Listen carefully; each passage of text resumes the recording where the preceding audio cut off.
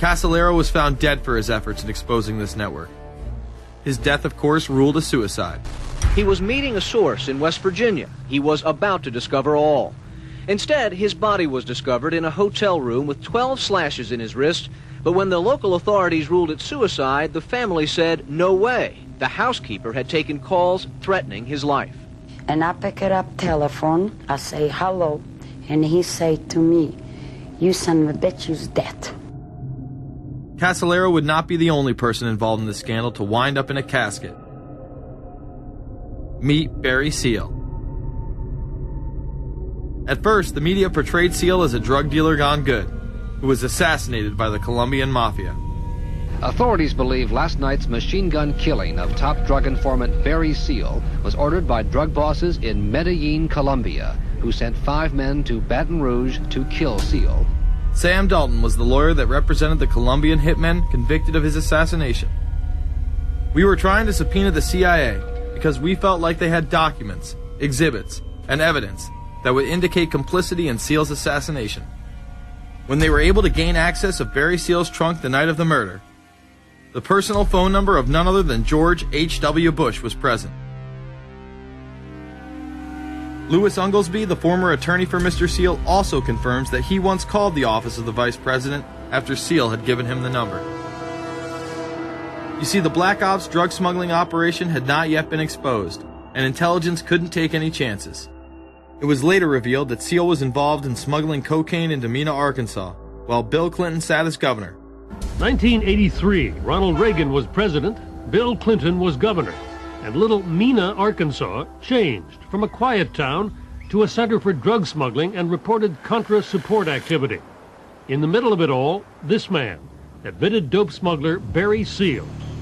Arkansas State Trooper Russell Welch investigated Seal's organization. Each trip would have 250 to 350 pounds of cocaine. According to the London Telegraph, Arkansas State Trooper Larry Patterson testified under oath that he and his officers discussed repeatedly in Clinton's presence the large quantities of drugs being flown into Mena Airport, large quantities of money, large quantities of guns.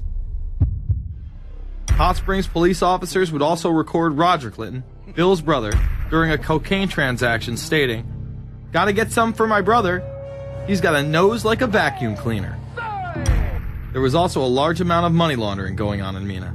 Former IRS agent William Duncan traced some of Seal's drug profits laundered through Mena banks. We had direct testimony from people who were involved in the money laundering operation.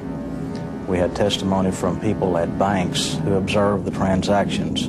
What happened when you tried to make this case before a grand jury? I was never asked to present the evidence to a grand jury, ever. This very same network used BCCI to fund the Afghani rebels.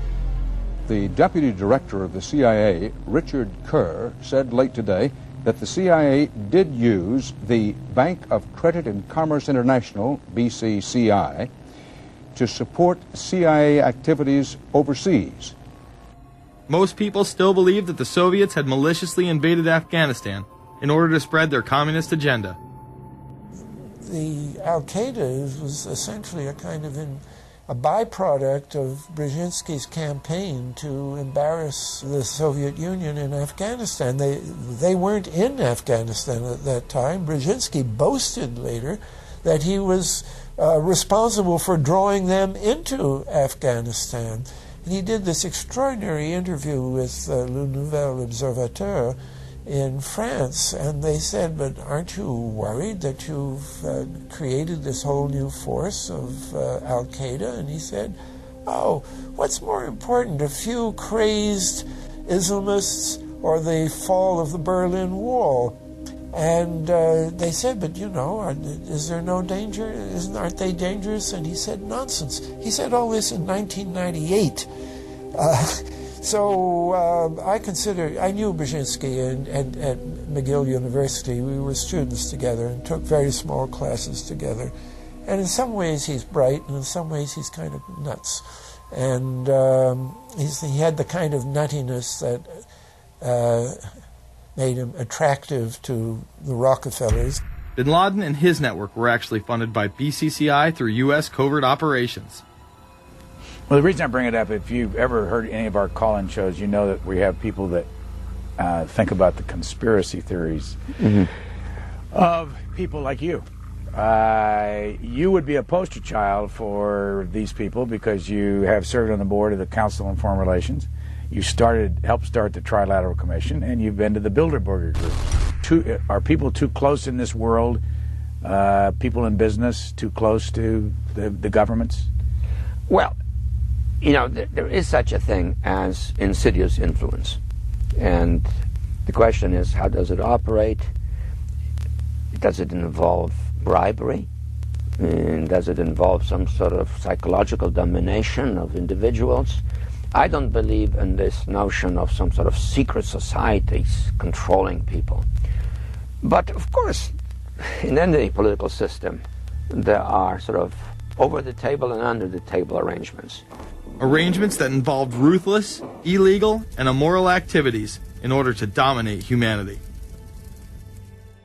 Despite all of the evidence that has just been presented, this network would fall down the memory hole, even though 14 convictions were made in the Iran-Contra scandal.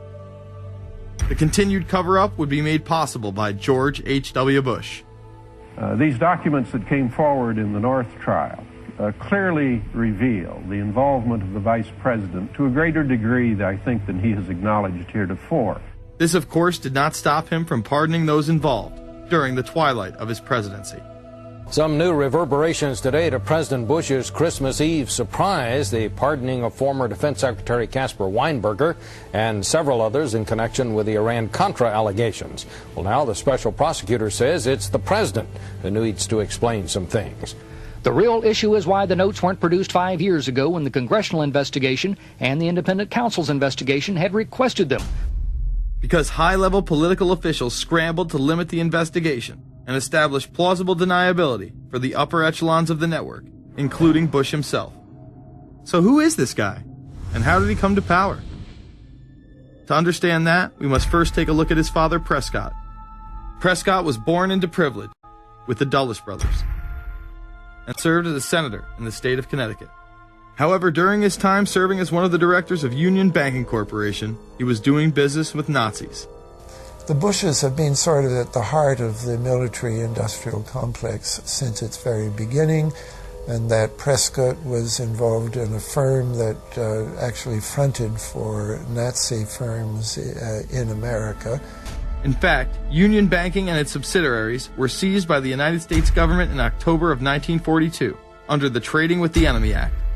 After the war, the assets were returned, a few fines were paid, and it was swept under the rug of forgotten history.